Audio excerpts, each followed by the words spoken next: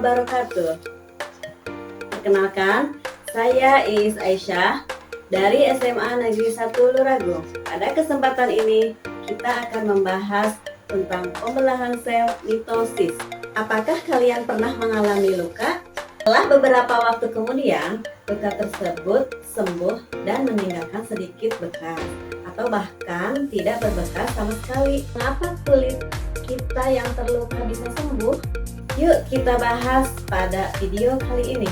Sel bereproduksi dengan cara membelah untuk menghasilkan sel-sel baru, yaitu dengan cara mitosis.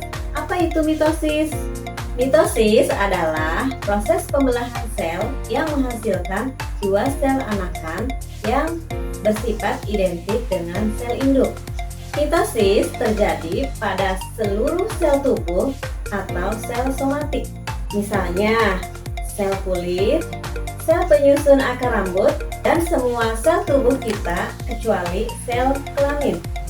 Nah, mitosis ini sangat penting bagi tubuh makhluk hidup, termasuk manusia. Karena tujuan pembelahan mitosis ini adalah untuk pertumbuhan dan perkembangan atau memperbanyak sel, regenerasi, dan perbaikan sel-sel tubuh yang rusak. Dalam pembelahan mitosis ini terdapat 4 fase, yaitu profase, metafase, anafase, dan telofase. Untuk memudahkan kita mengingatnya, kita dapat membuat kata kromat.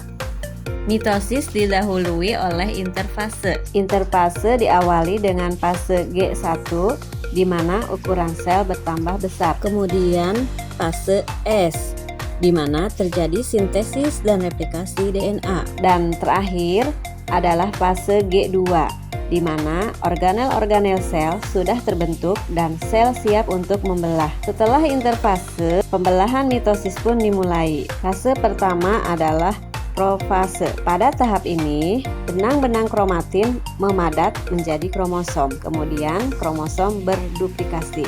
Membran inti dan nukleolus menghilang serta benang spindel terbentuk. Fase kedua adalah metafase. Pada fase ini ditunjukkan dengan adanya sentrosom yang sudah berada di kutub yang berlawanan dan kromosom berjajar lurus pada bidang ekuator.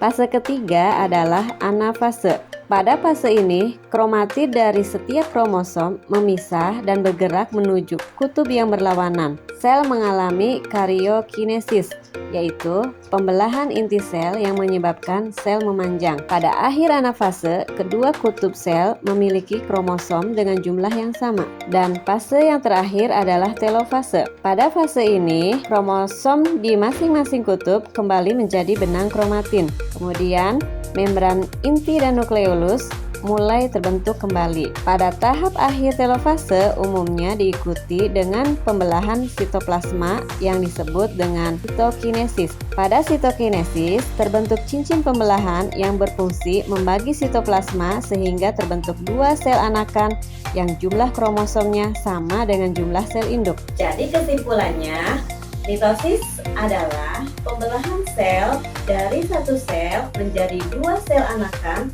yang berfungsi dalam meregenerasi sel-sel pada tubuh makhluk hidup. Nah, jadi terjawab, sel-sel yang rusak pada tubuh kita saat terjadi luka itu dapat digantikan oleh sel-sel baru melalui pembelahan mitosis. Nah, demikian pembahasan kita tentang pembelahan sel mitosis.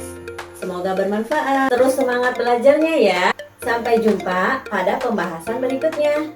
Wassalamualaikum warahmatullahi wabarakatuh.